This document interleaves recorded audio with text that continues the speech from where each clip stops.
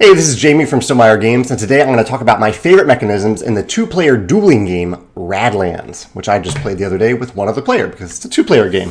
I have a few different mechanisms in this game that I really loved. Let me start off with my favorite. I'll just jump right to it. The cards have multiple uses, so you can do multiple things with the cards, but I think my favorite thing to do with these cards is to junk them. Every card has a little icon in the upper right, upper left, that if you'd like, on your turn, you can remove that card from your hand permanently to gain that bonus.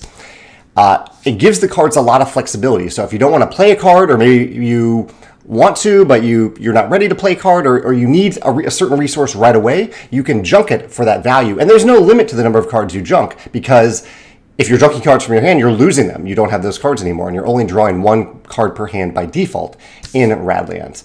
So it's a really nicely balanced mechanism. It doesn't require a lot of thought to figure out which cards exactly to junk at the right time, but it provides a great decision point when you are ready to do that.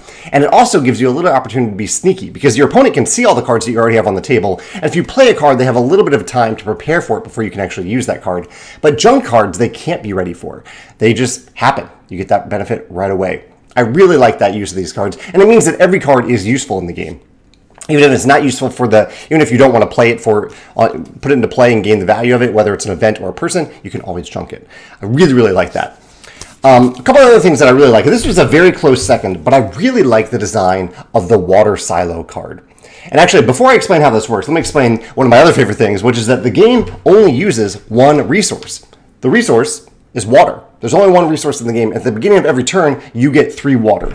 This is in place of like a mana system in Magic, where you're not tapping lands to gain water. There are ways to gain extra water, but just by default, at the beginning of every turn, you get 3 water. I really like the simplicity of this, and I like that you always get this water, and you're never really accumulating water because you're always resetting down to 3 water at the beginning of your turn.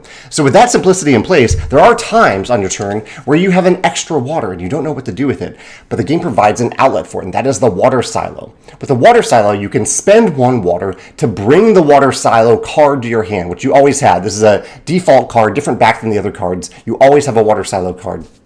You can bring this card into your hand, and as you can see here, the water silo has a junk ability of gaining a water. So this is a way, if you have an extra water, to pull this card into your hand and then have essentially 4 water on your next turn, because you have the 3 tokens and you have the water silo card, which when you junk it just enters play again for you to gain it back to your hand.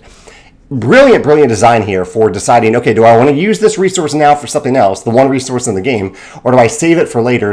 And it removes the bad feeling of, okay, I have an extra water this turn, I don't have anything to do with it. Removes that bad feeling because you can pull this into your hand and save it for a more powerful future turn. Really clever design with the water tower cards. Last, I really like in the game that there aren't damage tokens. The only tokens in the game are the water tokens. They're the default water tokens and the extra water tokens that you can gain sometimes.